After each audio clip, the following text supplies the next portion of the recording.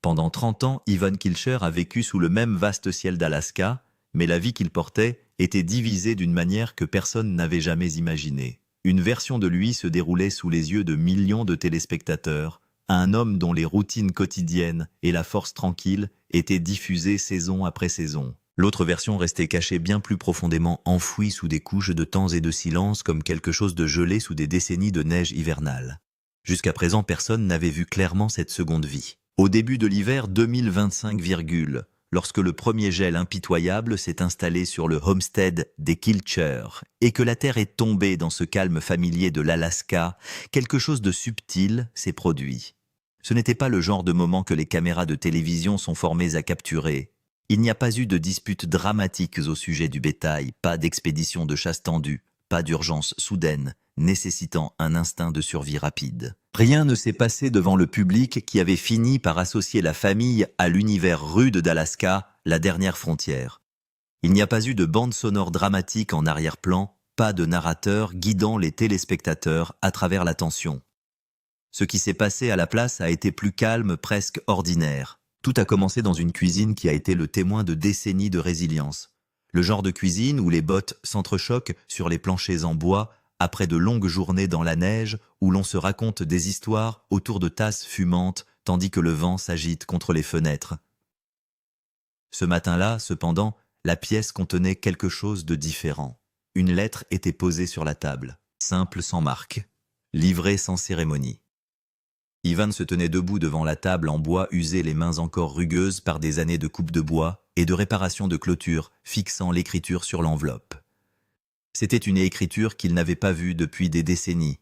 La pièce elle-même était chaude à cause du feu qui brûlait à proximité, mais sa respiration était superficielle, irrégulière. Dehors, la neige continue de s'accumuler contre les vitres. À l'intérieur, 30 ans de souvenirs se pressent tranquillement contre sa poitrine. « De la part de qui ?» demande doucement Eve de l'autre côté de la pièce. Ivan Kilcher ne répondit pas tout de suite. Pendant un moment, il se contenta de fixer l'enveloppe comme si elle avait un poids bien supérieur à celui du papier et de l'encre. Car parfois, la vérité s'annonce par un son plutôt que par des mots, une fracture basse. Le craquement silencieux de la glace soumise à une pression trop forte. L'enveloppe n'avait pas d'adresse de retour, mais il savait. À l'instant où il déplia le papier et vit le nom écrit à l'intérieur dans une écriture soignée, la reconnaissance le frappa comme une chute soudaine de température. C'était un nom qui n'appartenait pas à la vie qu'il avait construite devant les caméras. Un nom qui n'appartenait pas au mari, au père, au chef de famille que le monde croyait comprendre. Le feu claquait doucement dans l'âtre derrière lui. Ivan déglutit. « Ce n'est rien », finit-il par dire. Mais les mots semblaient minces dès qu'ils quittaient sa bouche. Il ne s'installait pas confortablement dans la pièce.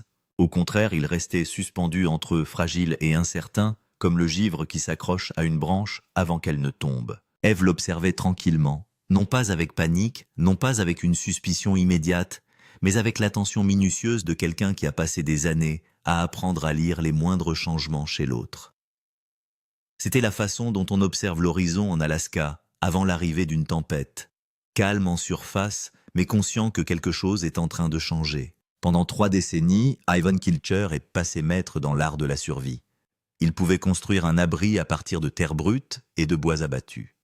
Il pouvait traquer un élan sur des kilomètres de terrain gelé avec patience et précision. Il pouvait endurer des hivers brutaux qui poussaient la plupart des gens bien au-delà de leurs limites. Mais la technique de survie qu'il avait le plus perfectionnée n'avait pas grand-chose à voir avec l'Alaska. Elle avait tout à voir avec le silence. La lettre elle-même était courte, un seul paragraphe, une date, un nom et une phrase qui a tranquillement rompu l'équilibre qu'il avait maintenu pendant 30 ans. « Il est temps que tu leur dises. » Le sol sous ses pieds lui parut soudain moins stable. La ferme, symbole de la continuité familiale à travers les générations, sembla se rétrécir à cet instant. Car les secrets ne disparaissent pas dans la nature, ils se figent sous la surface, et lorsqu'ils dégèlent enfin, ils inondent tout. Yvonne plia la lettre avec une lenteur et une attention délibérée. À l'extérieur, le vent se lève balayant la neige contre les murs de la maison. À l'intérieur, la vie qu'il a réussi à garder enfouie pendant 3 décennies n'est plus disposée à rester cachée. Et pour la première fois depuis que les caméras ont commencé à filmer la famille Kilcher il y a des années, la véritable histoire était sur le point de commencer. Pendant plus d'1 décennie, les téléspectateurs ont cru comprendre parfaitement Ivan Kilcher. Dans Alaska The Last Frontier, il est devenu le symbole de la continuité. Le fils fidèle de la ferme, le petit-fils des pionniers, un homme façonné par la nature sauvage et la responsabilité. Il était le genre de personne capable de réparer un moteur défaillant dans la matinée et de soulever la charpente d'une cabane avant la tombée de la nuit. Ses mouvements étaient délibérés, sa voix portait un ton calme et mesuré. Dans un monde caractérisé par des hivers rigoureux et un terrain imprévisible, Ivan dégageait une sorte de certitude tranquille, à laquelle les gens faisaient instinctivement confiance. Lorsque la série l'a présenté pour la première fois, il est apparu comme faisant partie d'un héritage familial profondément ancré dans l'histoire de l'Alaska. Son grand-père avait tiré sa subsistance d'une nature sauvage et impitoyable, et ses parents avaient protégé et préservé cet héritage. Et Yvonne semblait déterminée à poursuivre dans cette voie. Saison après saison, le public la regardait accomplir les tâches exigeantes de la vie à la ferme. Fendre de lourdes bûches sous le ciel gris de l'hiver. Nourrir le bétail avant le lever du soleil. Apprendre à ses enfants à survivre dans des températures suffisamment froides pour geler le souffle dans l'air. Il devint connu comme celui sur lequel on pouvait compter. Lorsque les tempêtes traversaient la baie et que les vents faisaient trembler les toits des bâtiments, il restait calme.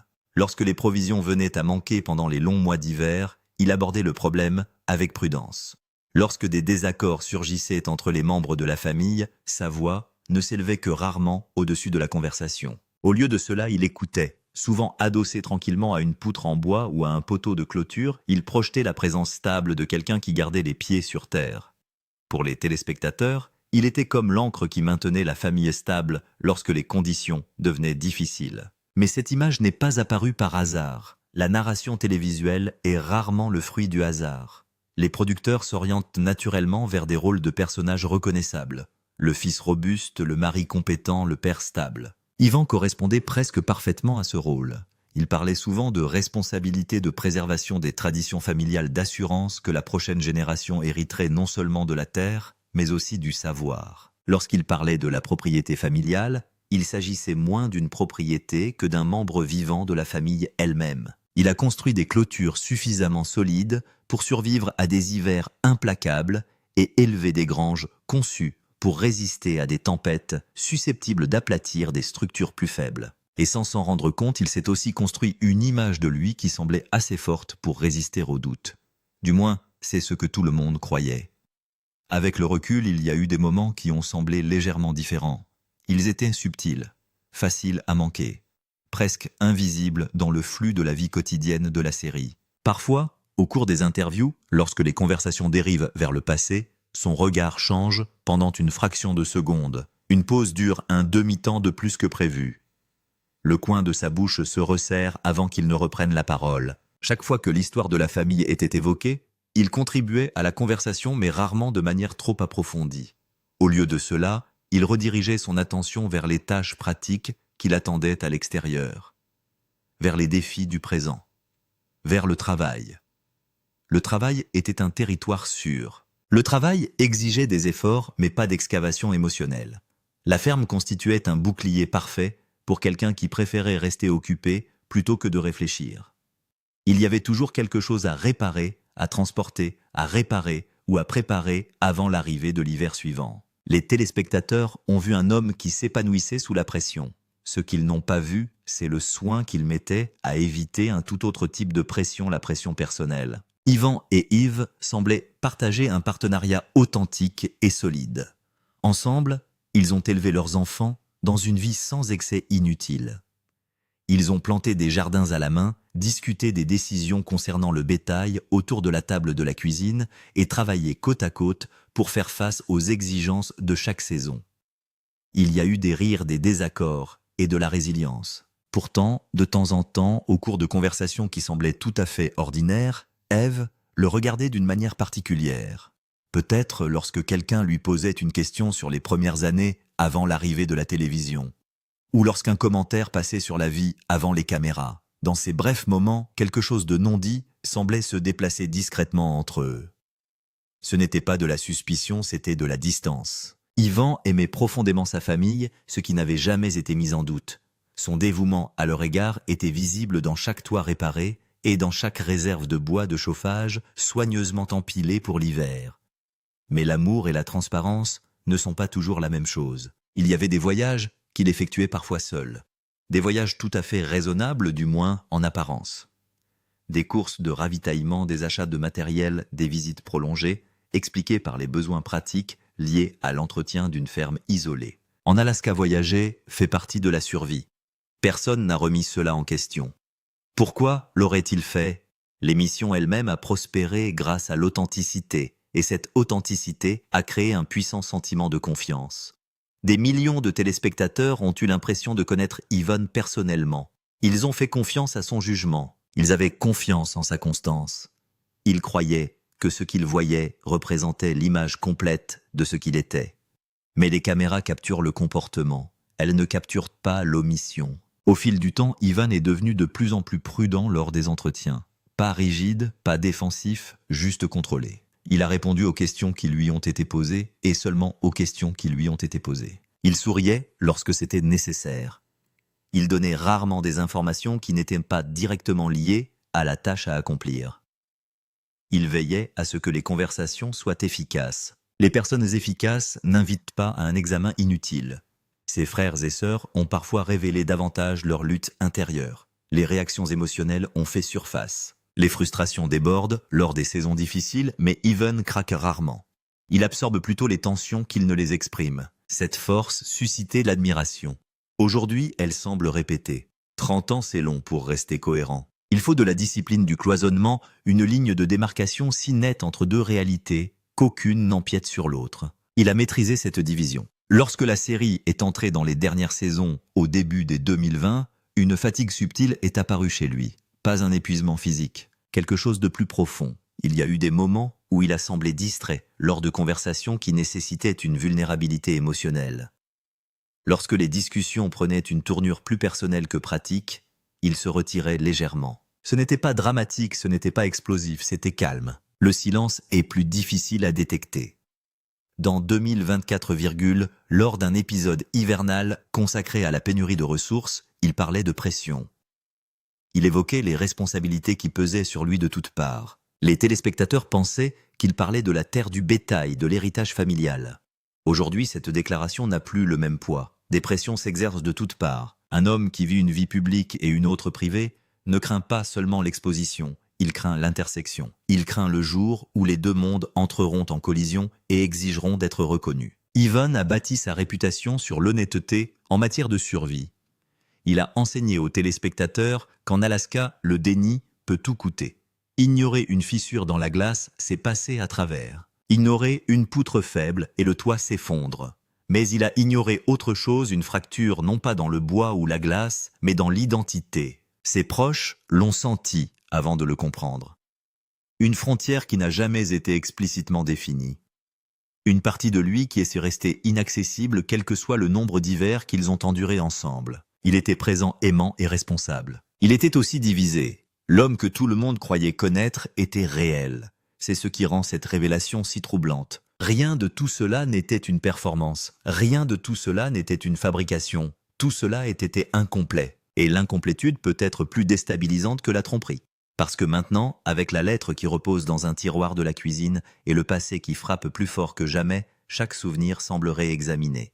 Chaque conversation semblerait interprétée. Chaque pause est significative. Pendant 30 ans, Yvonne Kilcher a survécu à deux réalités sous le même ciel immense. L'une était filmée, l'autre était soigneusement, implacablement protégée. Et plus le silence durait, plus sa rupture éventuelle devenait dangereuse. 30 ans de silence. La deuxième vie n'a pas commencé par une trahison, mais par la peur. Il y a 30 ans, bien avant que des équipes de télévision n'arrivent sur la propriété familiale, et bien avant que des millions de téléspectateurs ne connaissent son nom, Yvonne Kilcher était un jeune homme qui essayait d'échapper à des attentes qui lui semblaient plus lourdes que les montagnes qui l'entouraient. Le nom Kilcher a du poids, en Alaska il a de l'histoire, il a de l'héritage. Il exerçait une pression discrète mais indubitable pour rester enraciné, pour poursuivre ce que les générations précédentes avaient construit à partir de la nature sauvage. À 19, il ressentait cette pression à la fois comme une fierté et comme un enfermement. Il aimait la terre, il aimait le rythme du travail. Mais il sentait aussi quelque chose d'inquiet sous sa loyauté. Une curiosité pour un monde qui existait au-delà de la fumée de bois et des matins gelés. Un monde où l'identité n'est pas prédéterminée par la lignée. Il est parti brièvement cette année-là, mais pas de façon spectaculaire. Il a dit à sa famille qu'il avait besoin de temps, expérience. Il n'a pas trouvé la liberté, mais la complication. Dans une ville côtière à l'extérieur de l'Alaska, au cours de ce premier séjour loin de la ferme, il a rencontré quelqu'un qui ne connaissait pas le nom Kilcher. Quelqu'un qui ne voyait pas en lui un héritage ou une responsabilité. Elle le voyait simplement comme Ivan, jeune incertain en recherche. Son nom n'est jamais apparu dans l'émission, il n'est jamais apparu dans les interviews, il n'a vécu que dans la mémoire privée et dans une lettre pliée qui repose maintenant dans un tiroir. Leur relation n'était pas scandaleuse, elle était calme, intense, construite sur le genre de conversations qui ont lieu lorsque deux personnes essaient de comprendre qui elles sont avant que le monde ne les définisse. « Tu n'as pas besoin de tout porter », lui a-t-elle dit un jour alors qu'il marchait le long d'un rivage gris. « Je le fais », lui a-t-il répondu, « c'est ce que je suis. » Mais même à ce moment-là, il n'était pas certain que ce soit vrai. La relation s'est approfondie. Elle a duré plus longtemps que ce à quoi ils s'attendaient tous les deux. Et pendant cette période, une décision a été prise qui allait définir les 3 décennies suivantes. Elle est tombée enceinte. Au moment où il apprend la vérité, le poids qu'il croyait comprendre se multiplie. Il est à peine adulte et sa famille attend son retour. Son grand-père vieillissait et l'héritage était fragile. Et maintenant, il y avait un enfant. Il était confronté à un choix qui ne ressemblait pas du tout à un choix rester et se construire une nouvelle vie loin de tout ce qu'il avait connu. Ou retourner en Alaska et préserver l'héritage familial qu'il a façonné depuis sa naissance. La peur d'abord, pas la peur de la paternité, la peur de la fracture. Il s'est convaincu qu'il pouvait apporter un soutien discret financier privé. Il s'est convaincu que l'absence serait moins perturbante que de faire entrer 2 mondes en collision. « Tu reviendras », a-t-elle dit doucement, quand il a rangé son camion. « Il le faut », a-t-il répondu. Et nous, il a hésité. « Je prendrai soin de toi », promit-il. Les promesses faites dans la peur restent rarement simples. Il retourna en Alaska avec le silence pour compagnon. Il s'est dit que la distance protégerait toutes les personnes concernées. Il s'est dit que la stabilité exigeait des sacrifices. Il s'est dit qu'un jour il s'expliquerait. Mais un jour peut s'étirer sur des décennies. Il a gardé le contact de manière contrôlée par des appels téléphoniques brefs. Des visites soigneusement programmées sous le couvert de la nécessité. De l'argent envoyé sans explication. Des anniversaires célébrés discrètement. L'enfant grandit tout comme sa vie publique. Lorsque l'occasion de faire de la télévision se présente des années plus tard, il y voit la validation de la voie qu'il a choisie. La ferme survivrait, sa famille prospérerait, et le monde verrait sa force. Mais le succès a compliqué le secret. L'exposition au public exige de la cohérence et de la transparence. Et il ne pouvait offrir ni l'un ni l'autre pleinement. Chaque saison diffusée creusait le fossé entre sa vie visible et celle qu'il gardait cachée. Il compartimentait avec discipline. Lorsqu'il y avait des caméras, il était pleinement présent.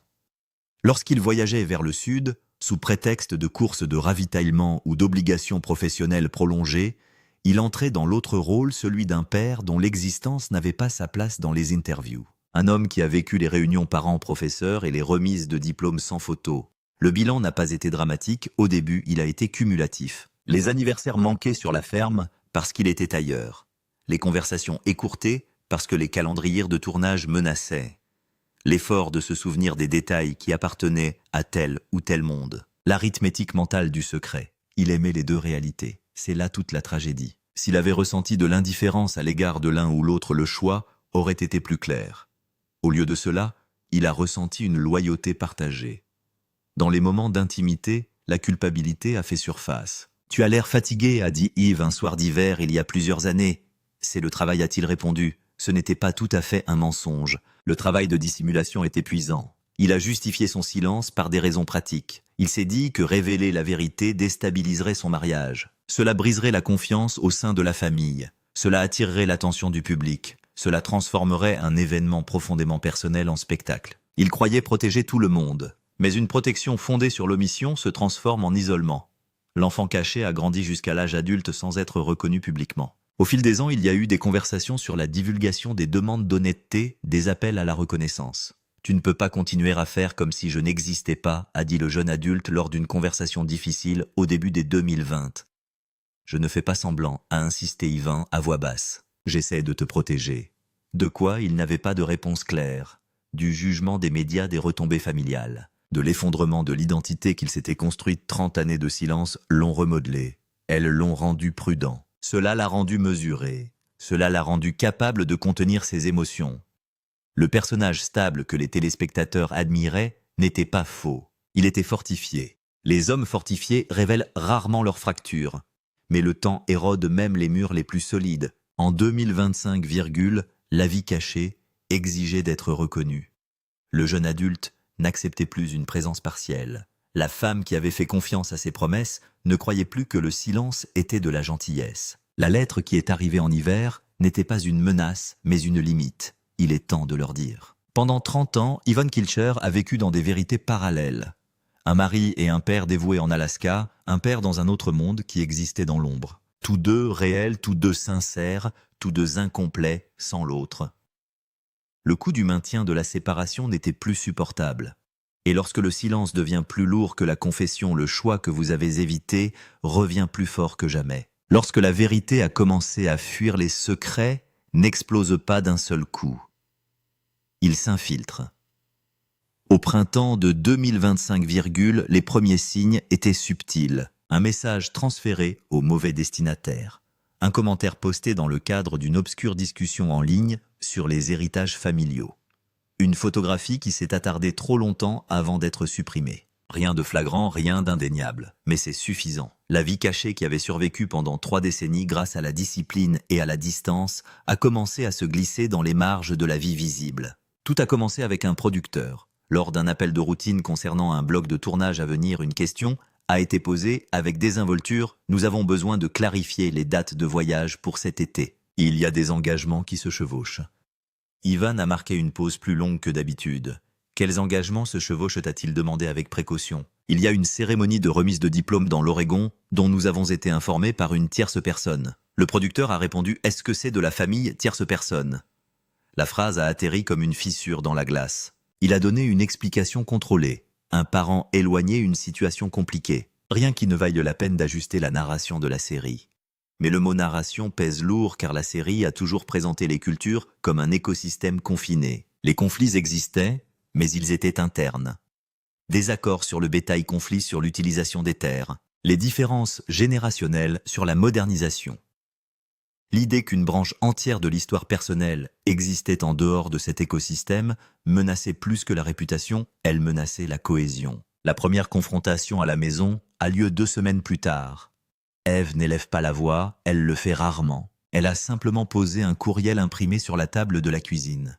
« Veux-tu me dire de qui il s'agit » a-t-elle demandé. « Ou veux-tu que je continue à deviner » Il l'a lu une fois. Le ton n'était pas hostile. Mais il était celui d'un jeune adulte qui avait passé sa vie à attendre dans les marges. Il était fatigué. « J'en ai assez d'être invisible. » Ivan a fermé les yeux. « J'allais t'expliquer, dit-il calmement, quand demanda Ève. Après 30 et 1 an. Après 40, la pièce semblait plus petite qu'en hiver. Il a essayé d'y voir une protection, la peur de déstabiliser leur vie, une erreur née de la jeunesse et aggravée par la responsabilité. Elle a écouté, c'était sa force, elle a écouté jusqu'au bout. « Tu ne m'as pas protégé, dit-elle enfin. Tu t'es protégé toi-même. » Les mots n'étaient pas porteurs de colère, mais de clarté. En quelques jours, la tension s'est propagée à l'extérieur. Les frères et sœurs ont été les premiers à la ressentir. Les conversations sont devenues plus réservées. Les plans ont changé de manière inattendue. Ivan est devenu plus renfermé, moins présent dans les échanges informels. Lors d'une réunion de famille sur les projets d'été, l'un de ses frères et sœurs l'a confronté directement. Il se passe quelque chose. Tu n'es pas là même quand tu es devant nous. Il envisagea de dévier. Il l'avait fait pendant des années, mais le poids s'était déplacé. Il y a quelque chose que vous ne savez pas. Il l'a admis et cet aveu a changé l'air de la pièce. L'héritage familial se nourrit d'une histoire partagée. Les Kilcher avaient bâti leur identité sur la transparence des difficultés et de la persévérance. Ils ont découvert que l'un des leurs avait caché un chapitre entier pendant 3 décennies. J'ai eu l'impression d'être trahi avant même que les détails ne soient exprimés à voix haute, quand il a finalement expliqué. Il n'a pas dramatisé la situation. Il a présenté la chronologie, la relation, l'enfant, les années de soutien silencieux, l'absence de reconnaissance. Le silence s'ensuivit. Pas un choc, un silence. Un frère et une sœur ont répété lentement. « Et vous pensiez que nous préférions ne pas savoir ?»« Je pensais que je protégeais la famille », a-t-il répondu. On ne protège pas un héritage en le modifiant. La réponse est venue. La nouvelle a circulé plus vite qu'il ne s'y attendait. pas par le biais des tabloïds. Pas au début. Par des chuchotements, par des membres de la famille élargie qui avaient entendu des fragments au fil des ans. Au début de l'été des spéculations en ligne, on commençait à faire surface. Un fil de discussion sur les voyages inexpliqués. Une mention d'un nom de famille partagé dans une région lointaine. Pas de confirmation. La curiosité est un élément combustible lorsqu'elle est associée à la visibilité publique. Les producteurs ont demandé une réunion privée. Nous devons en comprendre la portée. L'un d'entre eux a déclaré « Est-ce que c'est quelque chose qui va faire surface publiquement parce que si c'est le cas ?» Et nous l'avons ignoré. Cela devient un problème de crédibilité. Crédibilité. Yvonne avait construit son identité publique sur l'authenticité et la résilience. L'honnêteté face aux défis de la vie à la ferme. La possibilité que les téléspectateurs le considèrent comme trompeur plutôt que comme quelqu'un de privé qui l'a déstabilisé plus que n'importe quel examen par les médias. À la maison, la tension sur son mariage s'intensifie. Ève oscille entre la douleur et la contemplation. Elle ne mettait pas en doute son amour pour elle ou pour leurs enfants. Elle mettait en doute la confiance. Vous avez tout partagé de vos luttes devant la caméra. Elle lui a dit un soir alors qu'ils étaient assis l'un en face de l'autre à la longue table en bois. Vous avez parlé de la peur de la pression, mais tu n'as jamais partagé cela. Pas même avec moi. J'avais honte. Il a admis. De quoi de ne pas savoir comment régler le problème. L'aveu était honnête. Et douloureux. L'enfant caché devenu adulte. Il a exigé une reconnaissance non seulement en privé mais aussi en public, afin de ne pas nuire à la famille et de ne pas créer de spectacle. « Je ne te demande pas de choisir », a déclaré le jeune adulte lors d'un appel téléphonique tendu. « Je vous demande d'arrêter de prétendre qu'il n'y a rien à choisir. » La lutte pour le pouvoir n'était plus une question de secret mais de contrôle de la narration. Qui raconterait l'histoire, comment elle serait encadrée, s'il s'agirait d'une confession ou d'une révélation. La ferme a survécu à des hivers rigoureux, à des difficultés financières et à des conflits de génération. Mais c'était différent. Il s'agissait d'une fracture interne. Les membres de la famille élargie s'inquiétaient de l'héritage. Il s'agissait de savoir comment le public pourrait réinterpréter des années de récits télévisés. Il s'agissait de savoir si la confiance une fois fissurée pouvait être réparée. Il était impossible d'ignorer l'ironie de la situation. Une famille qui s'est construite sur la résilience est désormais menacée non pas par la terre, mais par le silence. À la fin de l'été 2025, la pression atteint un point de rupture. Un blog régional publie un article spéculatif reliant Yvonne à un adulte dans un autre État. L'article n'accusait pas, il questionnait. Les questions ne manquent pas. Les appels téléphoniques se multiplient. Les messages des médias demandent des commentaires. Les producteurs demandent de la clarté. Les membres de la famille exigent de la transparence. Yvonne se trouve dans la cuisine où la lettre est arrivée pour la première fois. Et il s'est rendu compte que la séparation qu'il avait maintenue pendant 30 ans avait disparu. Deux mondes étaient entrés en collision, et il n'y avait plus de neige assez épaisse pour enterrer ce qui était remonté à la surface. Le bilan à la ferme. Au mois d'août de 2025, l'histoire avait dépassé les chuchotements. Les médias nationaux l'ont reprise dans les jours qui ont suivi sa reconnaissance publique. Les gros titres ont parlé de révélations et de trahisons à parts égales. Les sections de commentaires se sont remplies de jugements, de sympathies, de spéculations. Certains téléspectateurs l'ont défendu. D'autres se sont sentis trompés. Pour une émission construite sur la résilience et la transparence, la révélation a été profonde. La ferme ne se sentait plus isolée par la nature sauvage. Les journalistes ont appelé tous les jours. Les équipes de production ont demandé des précisions sur l'avenir de la série, les sponsors ont demandé des réunions. La réputation, autrefois solide comme un roc, ressemblait maintenant à un sol en train de dégeler. À l'intérieur de la maison, les retombées émotionnelles étaient plus lourdes que le bruit public. La confiance ne se brise pas bruyamment. Elle se brise en petits silences insupportables. Ève accomplissait ses tâches quotidiennes avec un calme mesuré. Elle nourrissait les animaux. Elle vérifiait les magasins pour l'hiver. Elle parlait quand c'était nécessaire. Mais quelque chose d'essentiel avait changé. « Tu l'as dit à des millions avant de me le dire », a-t-elle dit un soir. Sa voix était ferme, mais elle avait du mal à se contenir. « Je leur ai dit, parce qu'il était déjà en train de se briser », a-t-il répondu. Il n'avait aucun moyen de défense contre cela. Les frères et sœurs ont lutté de différentes manières. Certains se sont sentis protégés, d'autres exclus d'une vérité qui avait marqué des décennies.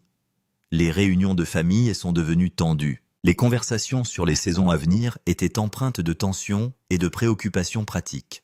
Un frère ou une sœur a finalement dit ce que les autres avaient évité de dire. « Vous nous avez fait participer à une histoire que nous ne connaissions pas entièrement », ont-ils dit. « Nous avons été à vos côtés pendant des années. Nous avons défendu votre personnalité. Et maintenant nous devons expliquer ce que nous n'avons jamais compris. L'accusation n'était pas cruelle, elle était blessée. Il sentait le poids de l'héritage peser plus fort que jamais. Le nom Kilcher a survécu à l'isolement, aux difficultés financières, aux désaccords générationnels. Mais le secret est perçu comme une menace d'un autre genre. Il n'est pas extérieur. La confrontation la plus profonde a eu lieu tard un soir, alors que les caméras étaient absentes et que la maison était silencieuse. L'enfant adulte était assise en face de lui à la longue table en bois. Ève resta à proximité, ne parlant pas mais écoutant. Pendant 30 ans, commença l'enfant adulte, j'ai appris à me présenter sans ton nom. La phrase tomba plus durement que n'importe quel titre. J'ai pensé que vous séparés vous protégerez, a-t-il répété, même si les mots semblaient plus minces à chaque fois qu'il les prononçait. M'a protégé, de quoi ont-ils pressé doucement? D'être ta vérité. Le silence s'étire entre eux. Ils voient le coup inscrit dans leur posture. Les activités scolaires se déroulent en solitaire. Les questions sur les antécédents familiaux ont reçu des réponses vagues, le mal tranquille de l'invisibilité. J'avais peur, a-t-il admis, peur de tout perdre. Vous avez perdu quelque chose de toute façon, ont-ils dit. Ève a enfin parlé. Nous l'avons tous fait. L'enjeu n'avait jamais été l'opinion publique. Il avait toujours été ce moment celui où l'homme qui prêchait la résilience ferait face aux dommages causés par son silence. Dehors, le vent soufflait dans les arbres qui avaient vu des générations de Kilcher faire des choix difficiles. La terre n'a pas bougé, mais à l'intérieur de la maison, quelque chose a dû le faire. Il s'est levé et a marché jusqu'à la fenêtre, regardant fixement dans l'obscurité qui lui avait semblé réconfortante. « Je ne peux pas défaire 30 ans, a-t-il dit calmement. Mais je peux arrêter de me cacher. » Ce n'était pas une déclaration dramatique, c'était une reddition. La semaine suivante, il a accepté de participer à une conversation filmée profondément personnelle, non pas pour limiter les dégâts, mais pour clarifier les choses. Il a parlé de la peur sans excuse. Il a reconnu que la protection d'une image avait coûté de l'intimité. Il a fait part de son incapacité à faire confiance à ceux-là même qu'il prétendait protéger. La réaction de l'opinion publique est restée divisée. Certains ont parlé de responsabilité, d'autres ont dit qu'il était trop tard. À la ferme, les réparations ont commencé lentement. Ève n'a pas pardonné en une seule conversation. Les frères et sœurs n'ont pas oublié en une seule rencontre. L'enfant adulte n'a pas effacé des années d'absence en une seule reconnaissance. Mais quelque chose avait changé. La double vie avait pris fin, non pas parce qu'elle avait été exposée, mais parce qu'elle avait enfin été dite. Et dans cet espace fragile entre conséquences et possibilités, Even a compris que la survie ne consistait plus à endurer les hivers. Il s'agissait de regagner la confiance sous un ciel ouvert où rien ne restait caché après l'avalanche. L'automne est arrivé tôt, dans 2025, Le premier gel s'est installé sur la ferme avec une précision familière, argentant l'herbe, raidissant la terre, rappelant à tous que les saisons avancent, que les gens soient prêts ou non. La vie ne s'est pas arrêtée pour un scandale. Le bois doit toujours être fendu, les animaux doivent toujours être nourris. Les clôtures doivent encore être réparées avant que la neige ne scelle à nouveau la terre. Le rythme de la survie se poursuit régulier et indifférent à l'agitation humaine. Mais à l'intérieur de ce rythme, quelque chose de fondamental a changé. Le cycle médiatique a fini par passer, les gros titres se sont effacés, de nouvelles controverses ont remplacé les anciennes. L'indignation publique, comme c'est souvent le cas, s'est amoindrie avec le temps, laissant place à un silence et à une difficulté accrue. Réparer. Il a même commencé à se montrer différemment, ni plus bruyant, ni sur la défensive. Il était simplement présent comme il ne l'avait jamais été auparavant. Lorsque les conversations dérivaient vers l'inconfort, il ne les redirigeait pas. Lorsque des questions se posaient sur le passé, il y répondait sans serrer la mâchoire. Il ne s'agissait pas d'une transformation spectaculaire, mais d'une constance. L'enfant adulte est revenu avant l'hiver. Cette fois-ci, il n'y a pas eu de logistique cachée, ni de planification minutieuse pour éviter les chevauchements. Ils ont parcouru la propriété ouvertement. Les présentations ont été faites sans hésitation. Il y a eu des moments gênants. Il y avait des pauses chargées d'histoire, mais il y avait aussi quelque chose d'autre, la visibilité. Ève a d'abord regardé tranquillement. La confiance ne se construit pas par des déclarations, mais par la répétition, par la vérité racontée dans les petits moments quotidiens, par l'absence de dissimulation. Un soir, alors qu'ils se tenaient ensemble à l'extérieur, tandis que le ciel brûlait en orange contre les montagnes, elle a parlé doucement. « Tu sais ce qui m'a fait le plus mal. » Il n'a pas détourné le regard. « Tu as décidé seul de ce que je pouvais supporter. » L'honnêteté de cette phrase lui est restée en tête. Pendant des années, il a cru que la force était synonyme d'enfermement, qu'il était noble de porter le fardeau lui-même et que protéger les autres de la complexité était un acte d'amour. Il comprenait maintenant quelque chose de plus difficile. L'amour exige de prendre des risques. Il exige de permettre aux gens de voir vos échecs, avant qu'ils ne se calcifient en fractures. La rédemption n'est pas un acte unique, c'est un modèle. C'est l'humilité pratiquée au fil du temps. C'est une responsabilité qui n'exige pas d'applaudissements. L'héritage de la ferme a toujours été axé sur l'endurance, la survie à des hivers rigoureux. Résister à la pénurie, s'adapter lorsque la terre se dérobe. Mais l'endurance sans l'honnêteté devient une performance. À mesure que l'hiver se rapprochait, la maison se sentait différente. Pas plus légère, pas tout à fait guérie. Deux mondes s'étaient affrontés, et au lieu d'en choisir un, il les avait finalement laissés coexister. Debout au bord de la propriété, alors que la première neige commençait à tomber, Ivan comprit que la survie ne consistait pas à cacher ses faiblesses face à la tempête, mais à se tenir debout en pleine lumière et à refuser de détourner le regard. Si cette histoire vous a marqué, prenez un moment pour réfléchir à ce que la vérité coûte réellement et à ce que le silence protège vraiment. Partagez vos réflexions ci-dessous et participez à la conversation. Abonnez-vous pour recevoir des récits plus approfondis qui vont au-delà des gros titres et pénètrent dans le cœur humain des vies les plus complexes de la télévision. Activez les notifications pour ne jamais manquer le prochain chapitre inédit.